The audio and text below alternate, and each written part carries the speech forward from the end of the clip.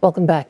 The fatal and major injury rate among platform workers was more than 5 times higher than the rest of the workforce in 2025, with most cases linked to delivery work. Most injuries were also due to vehicular incidents, with riders of two-wheelers more vulnerable. The findings come from the annual Workplace Safety and Health Report, which includes data on platform workers for the very first time. Natalie Ong reports. Accidents like these aren't uncommon. They happen to many platform workers on the job, delivering food to you. I got accident before, which is last 2 months, if I'm not wrong, due to the tipper truck going out without check blind spot, and it's almost hit with my life 蛮赶一下，因为做多一张是一张哈，就是这样。因为我们就是在 hit 那个 incentive。 But this hustle has come at a bigger cost for some. Last year, 2 platform workers died and more than 70 suffered major injuries.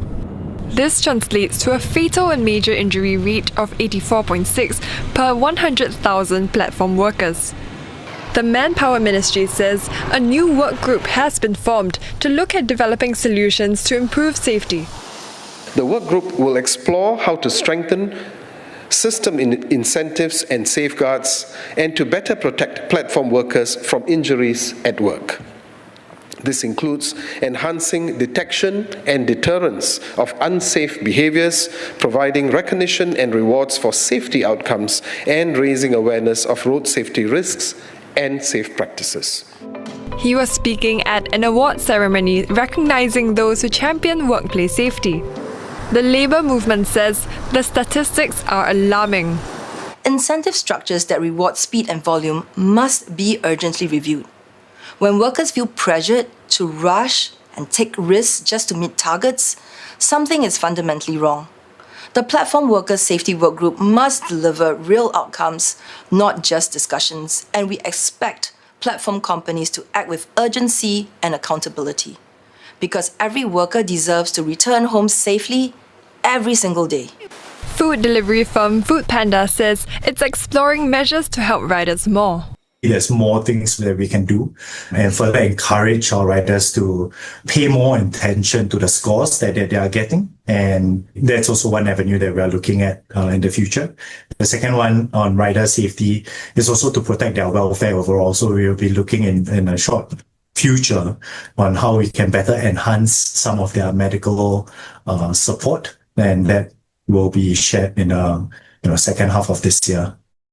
Ride-hailing and food delivery firm Grab acknowledged the vulnerability of road conditions. The firm adds that it remains committed to working through the new work group to raise standards across the industry. Both firms are involved in a pilot by the Digital Platform Industry Association to test new technologies such as blind spot detection sensors for two-wheelers. So, overall, there were a total of 36 workplace deaths in 2025, and that's a drop from 43 in 2024. The workplace fatality rate fell to a record low at 0.96 per 100,000 workers.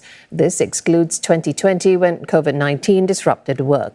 For major injuries, slips, trips and falls remained the top causes.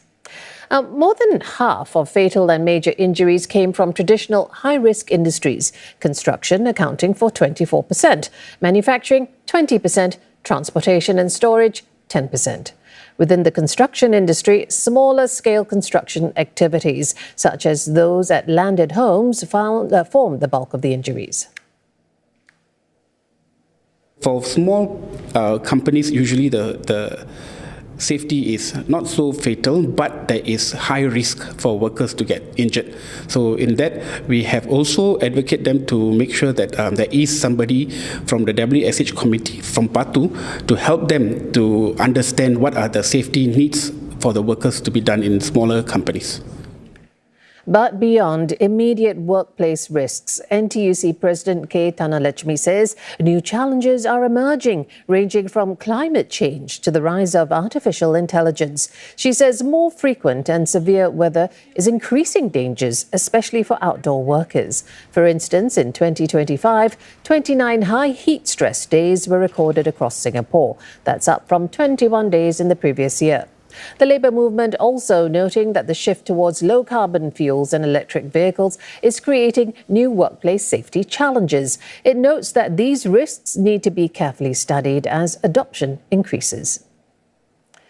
Well, for more on the report, I'm joined by Abu Bakar Mohd Nor, Chairman of the Workplace Safety and Health Council. Welcome, Mr. Bakar. Thank you. Now, you heard me earlier say that the report talked about the record low fatality rate. We're looking at 0.96 per 100,000 workers in 2025. Now, that's good, but what do the latest figures reveal about where the gaps still are, where the risks still are? No, thanks, Jill. I think that's a very good question. I think before I answer, first I want to say thank you to all our partners for all the effort they've done to ensure that our people are safe and healthy. Looking at the statistics, yes, it's a work in progress. When you talk about safety, you're not only talking about compliance. You're more than that. You're talking about the safety culture, you're talking about the leadership, you're talking about the system. So what the council and the group and all the safety professionals and the union are doing is to address this. And of course, we are heartened to see that we have made traction. And for the past couple of years, I think the effort that we have done is basically, if I can bracket it into two main efforts. One is to enhance ownership. Second is to expand our engagement. So these are the two areas that we are doing. So if that's where the progress has been, where do the risks remain and where do the gaps remain? I think that is a very interesting thing to look at. See, when you talk about the ownership, because at the end of the day, people want to own safety. People want to participate. So how do you act? How do you do that?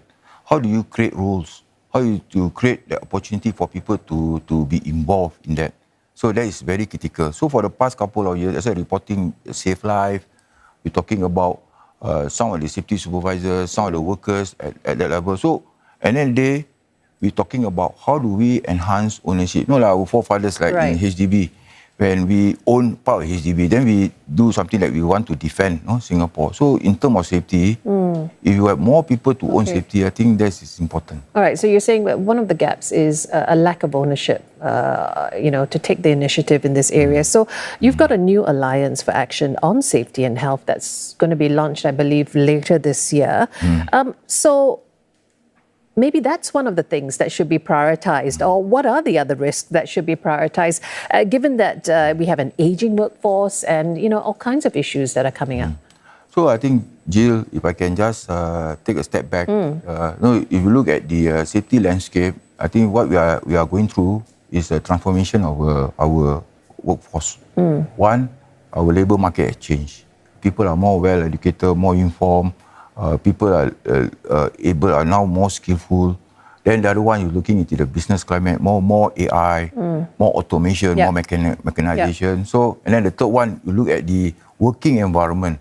Because of people are more mobile, people tend to be working to another area. So many changes. Yeah, so that's why the AFA is very timely to address this new trend of our labour. So you're going to address all three equally, or are you going to prioritize? No, I think the AFA, what AFA do is to provide an opportunity for us to put all these emerging risks into this, and then we see how best for us to address this. All right, because there's so much. We've been hearing about the different types of injuries that you've identified. Things like slips, trips, falls. They seem really simple. Why so hard to address them? You see, that's what I say. When you terms, these are all personal safety. While we address at the system level, we also need to address at the personal level, the individual. How do we make sure that people are able to perform safely? So these are the areas that the council and all the safety professionals and all our stakeholders are doing. So is that the same rationale that you're applying to the platform workers? Because the injuries in that one has been tracked for the first time. The delivery riders, the two-wheelers, is it again a personal safety thing, or what more needs to be done to improve safety? Oh, very good, because at the end of the day, like any other thing, we need volume. So as an individual, if you do not have a support system, it's very difficult for you to function, like slip, trip and fall. In a small setup, you don't have a much safety system. You don't have equipment to do certain things. But if you put it as a system, you put it as an organization, as an institution, then we are able to do that. So platform workers, slip, trip and fall, some of the SMEs, small and medium enterprise, micro businesses. So if you are able to cluster them, then it makes sense to do certain things. Not for case in point, you want to buy helmet on your own. For example, you are 1 or 2 workers, to buy helmet is quite expensive, let's say. But if you buy 100 helmet, it's different. So that's why if you have a system, then you are able to do that. So that's why volume makes sense. Volume makes sense. So as a platform workers, one of the efforts that you're trying to do is to address this. Okay. And that's why last year, the enactment on the platform workers is very good to provide that support system. All right. So perhaps this is the next step forward, yeah? Yes. Okay. Thank you so much, Mr. Bakar. We have to leave it there, unfortunately. I've been speaking with Abu Bakar Mohd Nor, Chairman of the Workplace Safety and Health Council. Thank you. Thank you.